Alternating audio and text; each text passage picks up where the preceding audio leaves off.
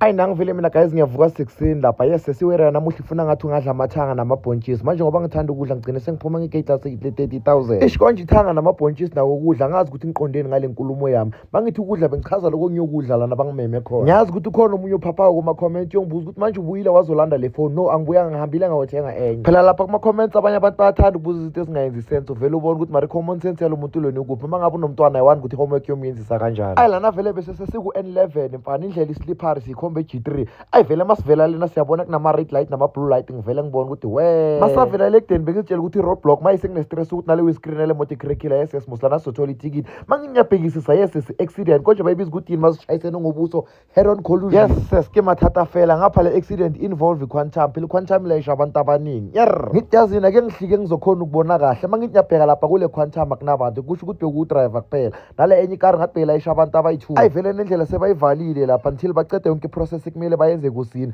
yes ngapha sengilate nokuba late yazi abantu abadala bebaqinisile mabathi mawuhamba kumele utshala ufurhwana ngoba wazi ukuthi phambili yokutholana mara at least akufani basheshile ukubutha lapha ngibone sebayivula indlela within 30 minutes unfortunately someone lost his soul khona la kule accident le and ngathi umlungu abelungu guys bayeza kusini bazothatha isoul yomuntu niyazi musithina abantu abamnyama if umuntu uthola accident siyahamba siyomthatha lapha ngesihlahla sifike sikhulume simtshela ukuthi sifikele sizokuthatha manje sikubisele ekhaya and kule process yokhulunyiso uyatshelwa ukuthi sesihamba kuphi yasipho manje sesidlula la neWitbank eJericho la imali yakho beyiphelela khona mawuholile khandeka manje sesidlula kamahlanga ekhoneni ematwinsini kulabafana wabafakela idrop nikstokwa akasikhosana kulo mama wamqithela umshwana yabona ubuchaparapa bona abudlali ke ngiyabazi bukuhontana noma sowufile fast bese sesifikile lapha eG3 farm sesingena le gravel road yakhona enhla kusengiza ngikhohlwe ukuntshela ukuthi kahle ngimenyiwe lapha ukuthi ngiyodla amayinya yazi manizwa le gama lithi G3 farm nivele naqabanga ukuthi ngiyodla prime meat nepapa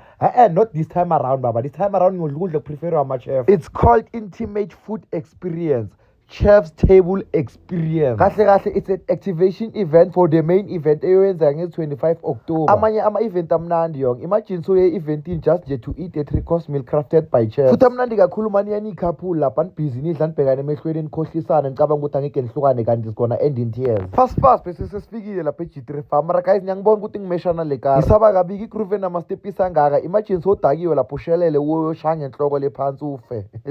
ngiyadlala mara amastepisi wasegroove phathisana amajaqaba yonke sekuseni mavuka uzwa ngathi bojima hawu masifika lapha masisihlana nangushingwenya sithi simbalekele kanti sizomthola la awushingwenya lana kunokudla khona uyatholakala oruze ku date my family kenzakalani sisiceda ukufika lapha basha basibamba ngama welcome drinks I think ama cocktail lawo mosne guys kuba umuntu manje weza neniphi egorons lapha nanathi phala phakathi beboyezwa ngami sengikhulumela phezulu size ngisababaza ama drinks lapha naba sebavumbukana ama plate lapha bathi starter yes sithina lento lezi ama starter sizazi makudliwa kuyadliwa baba sivele sihlale straight phezulu komraro manje ushingwenya akasimosha isikhathi ke makabona ukudla sithize siyothandaza sabona ngaye sekashaya ifoken naye by the way guys ama-chefs wait for the day ama-student bafunda lento leyo kupheka konje bayibiza ukuthi yini it's a culinary school yeah something like that ngiyangazi ukuthi mina isingisa ngizazi bengizifundele lokhu so since they are doing event yokupheka amayinya nge-25 October basi-invitile ukuthi sizodla bese sirethi ukudla kwabo mangabe vele uyazazi ukuthi umuntu othanda ukudla you can attend their event nge-25 October i-ticket is 250 per person bese for abeshana is 150 they also have a family package ayabona labo bangasinikezi-ke ithuba lokuphefumula after start abavele basithi va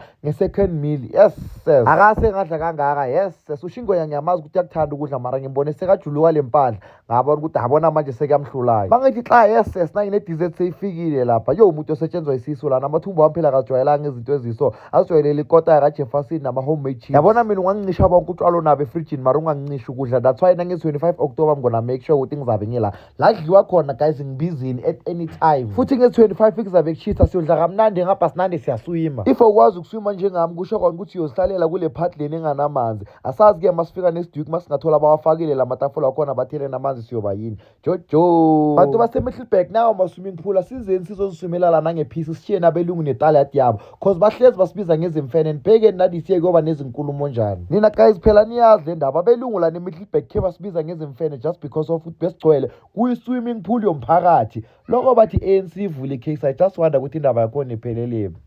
mara yazini asikho lapho don't forget to purchase your ticket for the next week event